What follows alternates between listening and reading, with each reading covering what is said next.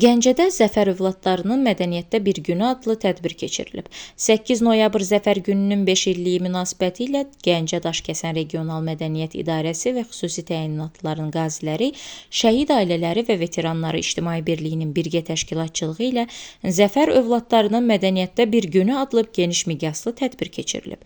Tədbirdə 100-dən çox şəhid ailəsi və şəhid övladları iştirak ediblər. Günün ilk mərhələsində iştirakçılar Gəncə Memorial kompleksini ziyarət ediblər.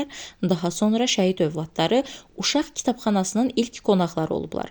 Günün davamında isə Fikrət Əmirov adına Gəncə Dövlət Filarmoniyasında uşaqlar üçün bədii kompozisiya nümayiş etdirilib. Tədbir zamanı uşaqlar üçün xüsusi olaraq sağlam və gigiyenik qidalar təqdim edilib. Tədbirdə Gəncə Daşkəsən Regional Mədəniyyət İdarəsinin rəisi Nail Məmmədov, xüsusi təyinatlıların qaziləri, şəhid ailələri və veteranları İctimai Birliyinin Gəncə rayon filialının sədri Nemət Abdullayev, Vətən müharibəsi qəhrəmanı Anar Qasımov, eləcə də Gəncə şəhər icra hakimiyyətinin nümayəndəsi Mahir Hüseynov iştirak ediblər. Çıxış edənlər Zəfər gününün əhəmiyyətindən, dövlətimizin şəhid ailələrinə göstərdiyi diqqət və qayğıdan danışıblar. Bu cür tədbirlər şəhid övladlarının mənəvi inkişafına, mədəni həyata inteqrasiyasına və onların cəmiyyət tərəfindən daim diqqətdə saxlanılmasına xidmət edir.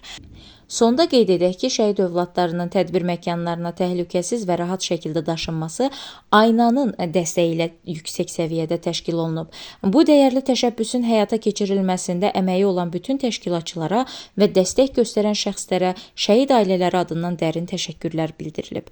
Şəhid ailələri bu kimi tədbirlərin keçirilməsini yüksək qiymətləndirir, onların həm mənəvi dəstək, həm də ictimai həmrəyliyin təzahürü olduğunu qeyd ediblər.